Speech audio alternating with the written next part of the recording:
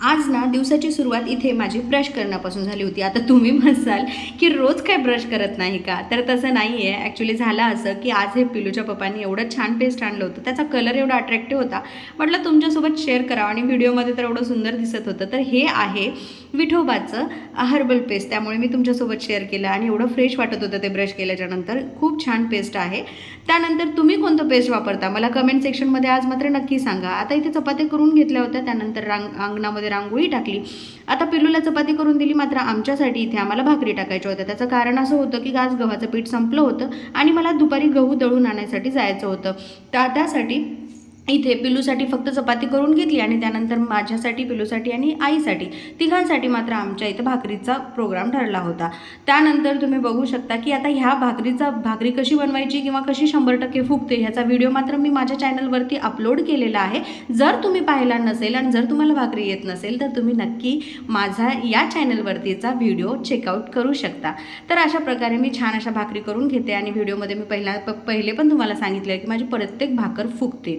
त्यानंतर इथे भाकरी करून घेतल्याच्यानंतर आता दळण मात्र मी कालच करून ठेवलं होतं आणि गव्हाचं पण दळण करून ठेवलं होतं आणि ज्वारीचं पण दळण करून ठेवलं होतं. आता फक्त टेन्शन होतं की दळून आणायचं आणि मला पिलूच्या पप्पाची वाट बघायची होती, कारण की ते एका कामानिमित्त बाहेर गेले होते आणि त्यांनी आल्याच्यानंतर आता आम्हाला दळून आणायला जायचं होतं.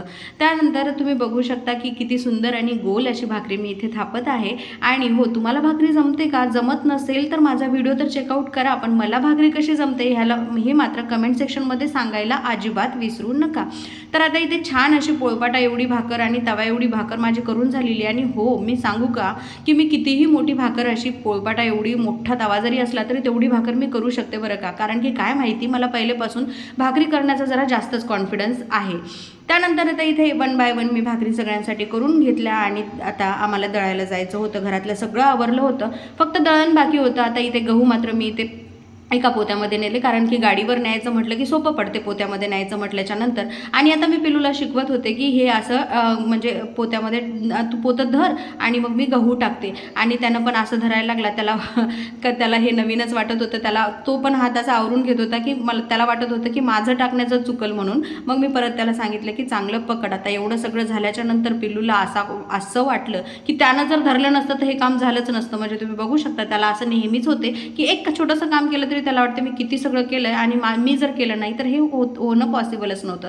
त्यानंतर एका डब्यामध्ये इथे ज्वारी पण घेतलेली आहे, पोत्यामध्ये गहू टाकले. आता दळून तर झालं होतं, आता घरी मस्तपैकी जायचं होतं, कारण माझं 15 दिवसाचं टेन्शन गेलं होतं, कारण दळणाचं मला खूप टेन्शन येते बरं का. व्हिडिओ कसा वाटला मला कमेंट सेक्शनमध्ये नक्की सांगा. भेटूया नेक्स्ट व्लॉगमध्ये. बाय.